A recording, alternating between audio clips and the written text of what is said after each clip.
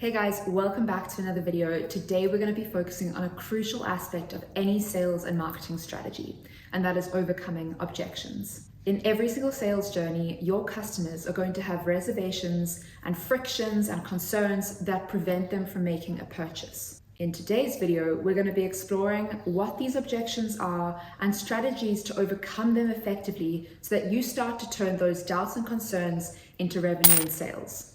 If you're new here, my name is Emily. I'm a digital marketer with a passion for email and all things e-commerce. I'm releasing new videos and tutorials every single week, so please hit the subscribe button so you don't miss out. Let's get started. So what we're going to do is think about the common types of objections that people may have when it comes to your product or service.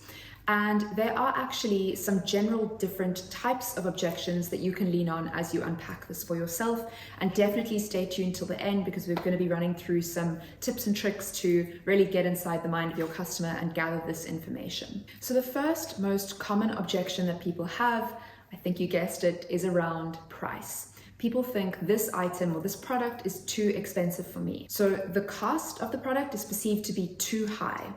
And this is often to do with some kind of value equation. So people might think that the value of what they're going to get does not equate to the price that they're going to pay. But there are a few key ways that you can start to overcome this objection. The first is just by clearly emphasizing the features and the benefits and the transformation that people can expect to see by using this product. And you do this in your copywriting, in your product descriptions, and through highlighting specific product benefits and USPs. You need to make it very clear the value that people are going to get in a way that it justifies the price. The other thing you can do is offer flexible payment plans, discounts, or bundle deals to make that purchase more appealing. Another clever little psychological trick that you can use is using anchoring. Now, I run through 5 psychological persuasion techniques that you can use to uplevel your marketing. I'll link the video below. So anchoring is essentially the bias that we have to lean more heavily on the first piece of information that we receive. So I'll explain what this means. So let's say you have a $100 dress and you mark that down to $50.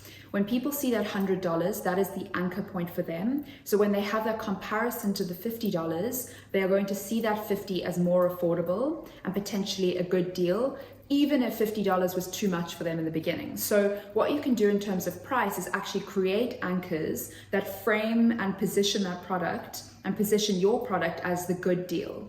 This is one way to overcome price objections. The next most common objection is trust and credibility. Consumers might be skeptical about the reliability of your product or the trustworthiness of your brand. So what you need to do here is really lean on social proof, testimonials, and user-generated content.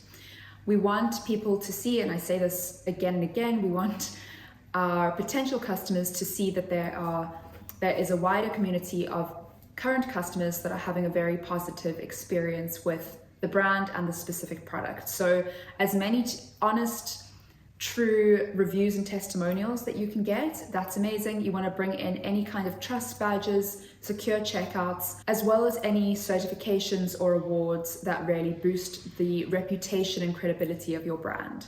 And just make sure that you're featuring the social proof somewhere that is very clear for people to see. I see a lot of brands leave their testimonials and their reviews down at the bottom of their landing pages or their product pages. Bring those up to the forefront because people want to do what other people are doing, and if there's a positive experience there, they're going to want to tap into it too.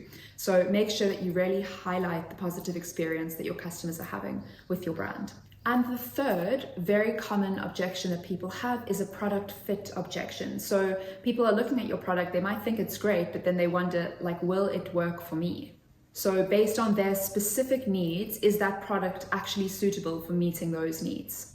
So again, here you want to really clearly communicate the product's features and benefits, but go even further than this to really identify the specific pain points that people may have. Create a narrative and use storytelling in your copywriting of bringing out that pain point, pushing the pain point, and then providing the solution. Again, you want to provide detailed product descriptions, guides, and case studies on how people have used these products and had positive experiences with them. Ultimately, all of these objections are about getting into the mind of your customer and understanding what they're thinking, what their pain points are, and how you can help them. So here are a few ways that you can do this. So obviously the first way is just interacting with your customers directly. So don't be afraid to reach out to your customers to ask them about their experience with your brand, and then to start to tweak your copywriting and your positioning based on the feedback that you get. The next trick that I have used a few times that works really well is spend time on competitor websites and check out their reviews. Check out both the positive and the negative reviews. And what this will do is you will start to see what people value in that specific product. So in terms of the negative reviews, you're going to see the issues that people have with that product, that you can actually start to position your product in a different way, as well as the things that people find really positive about that product. So lean into those, because that is revealing to you some deep desire or need that that person has that is being met by this product, that you can now lean on in your own copywriting and marketing. And little life hack is, what I've done is gone through hundreds of competitor reviews, put them into an Excel spreadsheet, copied that across to ChatGPT, and then asked ChatGPT to summarize the main points and the main pain points and issues that people have, as well as emotional triggers that we can use in our own copywriting. And this is one way to quickly filter through reviews and make the most out of the data that you're getting there. And then again, use social media. So put out polls on your Instagram, get people interacting with your posts, start to gather real customer feedback. You basically want to spread your net as far as possible and gather as much customer information as you can to really make informed decisions around your positioning, your marketing, and your copywriting.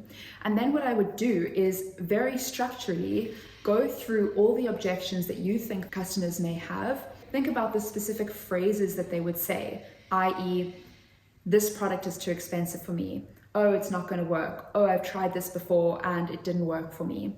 Things like that.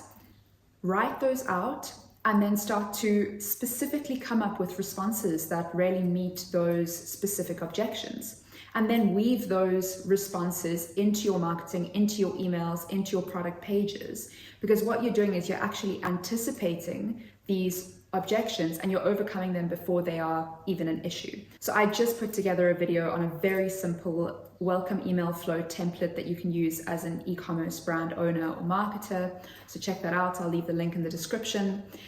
But what you want to do is you're going to have your initial lead magnet offer, and then what you can do is think about, how do I weave in overcoming objections over the next 3 to 4 emails? This is essentially a sales sequence that you're taking people through, and it's not only about selling, it's also about understanding the customer's specific needs and the frictions as to why they might not purchase, and anticipating that, like I said. So I know this was a super quick video, and I hope that it was helpful. I think that these principles are very helpful to understand at the outset. So before you even start to write sales funnels and emails or doing copywriting on the website, you want to have a very clear idea about how you can position yourself. So understanding the objections that your customers have is an essential part to really turning those doubts into sales and revenue. Let me know if this was helpful. If you have any thoughts, comment below. And as always, please like and subscribe if you enjoyed, and I will see you next week.